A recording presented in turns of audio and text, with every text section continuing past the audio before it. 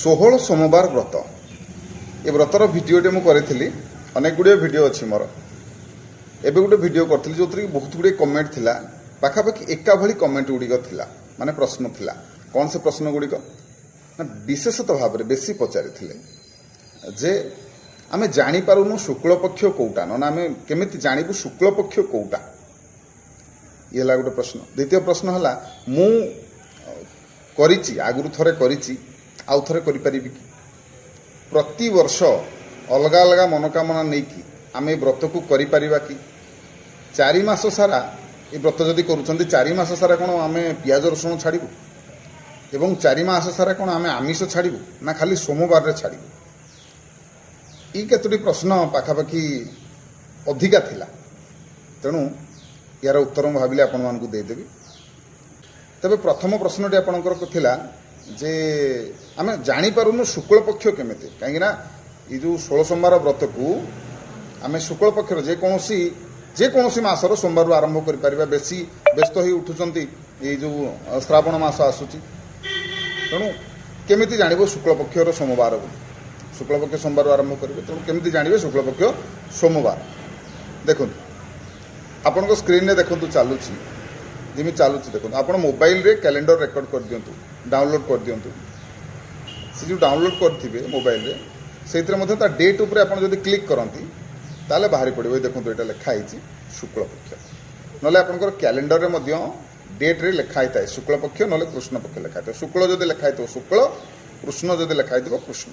ସେପରି ଯଦି ପାଞ୍ଜି ଦେଖୁଛନ୍ତି ତାହେଲେ ମଧ୍ୟ ସେଥିରେ ଲେଖା ହେଇଥିବ ଶୁକ୍ଳପକ୍ଷ ବୋଲି। ଆଉ ମୋବାଇଲ ଖାସ୍ କରିକି ଆମେ ସମସ୍ତେ ମୋବାଇଲର ବ୍ୟବହାର କରୁଛନ୍ତି, ମୋବାଇଲରେ ଓଡ଼ିଆ କ୍ୟାଲେଣ୍ଡର ଡାଉନଲୋଡ଼ କରିଦିଅନ୍ତୁ। ଶୁକ୍ଳପକ୍ଷ କୃଷ୍ଣପକ୍ଷ ଆରାମରେ ଜାଣିପାରିବେ, କିଛି ଅସୁବିଧା ନାହିଁ। ନହେଲେ ତ ନନାମାନଙ୍କୁ ପଚାରିକି ମଧ୍ୟ ଆପଣ ସିଓର ହେଇପାରିବେ। ଇଏ ଗଲା ଆପଣଙ୍କ ପ୍ରଥମ ପ୍ରଶ୍ନର ଉତ୍ତର। ତାପରେ ଆପଣମାନଙ୍କର ବିଶେଷ ପ୍ରଶ୍ନ ଥିଲା ଯେ 4 ମାସ ଯାକ କ'ଣ ଆମିଷ ଛାଡ଼ିବାକୁ ପଡ଼ିବ କି? ଯେଉଁ ବ୍ରତ କଲେ ନିଶ୍ଚିନ୍ତ ହେବ। ଆମିଷଟା ନିହାତି ଭାବରେ ଆପଣଙ୍କୁ 4 ମାସ ସାରା ଛାଡ଼ିବାକୁ ପଡ଼ିବ। ଏବଂ ଯଦି ଆପଣ ଅବିବାହିତ, ପୁଅ ହୁଅନ୍ତୁ ଝିଅ ହୁଅନ୍ତୁ, ବ୍ରହ୍ମଚର୍ଯ୍ୟର ପାଳନ କରିବାକୁ ପଡ଼ିବ। ଗଲା। ତାପରେ ଆଉ ଗୋଟେ ପ୍ରଶ୍ନ ଥିଲା ଯେ ମୁଁ ଆଗରୁ ଥରେ କରିଛି, ଆଉ ଥରେ କରିପାରିବି କି? ନିଶ୍ଚିନ୍ତ ଭାବରେ କରିପାରିବେ। ଯଦି ମନସ୍କାମନା ପୂରଣ ହେଇନି ତାହେଲେ ବି ସେଇ ମନସ୍କାମନାକୁ ପୂରଣ କରିବା ପାଇଁ ଆଉ ଥରେ ବ୍ରତ କରିପାରିବେ। ଆଉ ଯଦି ମନସ୍କାମନା ପୂରଣ ହେଇସାରିଛି, ଆଉ ଥରେ ଆଉ ଗୋଟେ ପ୍ରକାରର ମନସ୍କାମନା ପାଇଁ ଆପଣମାନେ କରିବାକୁ ଚାହୁଁଛନ୍ତି ତାହେଲେ ମଧ୍ୟ କରିପାରିବେ।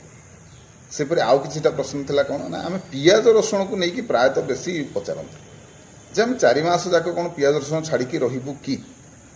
ଉତ୍ତରଟି ହେଲା ଯଦି ଆପଣମାନେ ଏତେ ବଢ଼ିଆ ଭାବରେ ପାଳିପାରିବେ ତ ବହୁତ ବଢ଼ିଆ କଥା।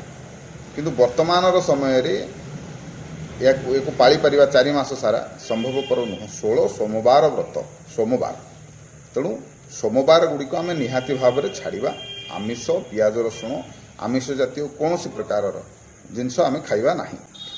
ସେହିପରି ଆଉ କିଛି ଜଣ ପଚାରିଛନ୍ତି ଯେ ମାସିକ ଧର୍ମ ସମୟରେ କ'ଣ କରିବୁ? ଆମର ଧରନ୍ତୁ ଆମେ ଗୋଟେ ପାଳି କି 2 ପାଳି କରିଛୁ, ତାପରେ ଆମର ମାସିକ ହେଇଗଲା, ଆମେ କ'ଣ କରିବୁ, କେମିତି କ'ଣ କରିବୁ?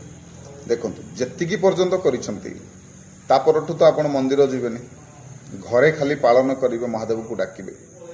ଯେଉଁ ଗୋଟିଏ ପାଳି ଆପଣଙ୍କର ମଝିରେ ଗଲା ସେଟା କାଉଣ୍ଟ ହେବ, ହିସାବରେ ହେବ, କିନ୍ତୁ ଆପଣ ପାଳିଥିବା ଦରକାର। ବିଧିରେ ଆପଣ ଯେମିତି ଅରୁଆ ଖାଉଥିଲେ, ଯେମିତି ଆମିଷ ଭକ୍ଷଣ କରୁନଥିଲେ, ତ ତାକୁ ପାଳୁଥିବେ। ରାତ୍ରରେ ଉପବାସ କରିବେ, ଏସବୁ ଜିନିଷ ଯାହା ନିୟମ ପାଳୁଥିଲେ ତାକୁ ପାଳିବାକୁ ପଡ଼ିବ। ପାଳିଥିବେ ଯଦି ତାହା ହିସାବରେ ଆପଣଙ୍କର ହେବ। ଇଏ ଗଲା। ଆହୁରି ବହୁତ ଜଣ ମେସେଜ କରନ୍ତି ଯେ ନନା ଗୁପଚୁପ୍ ଖାଇ ହେବ କି ନାହିଁ? ଗୁପଚୁପ୍, ଥଣ୍ଡା, କଫି ଆପଣମାନେ ପିଇପାରିବେ ନାହିଁ, ଖାସ୍ କରିକି ଯେଉଁ ସୋମବାର ଦିନ ଗୁଡ଼ିକରେ। କାହିଁକିନା ବିଶେଷ ଖଟା, କଷା, ପିତା ଏସବୁ ଜିନିଷ ଆପଣମାନେ ଖାଇବେ ନାହିଁ।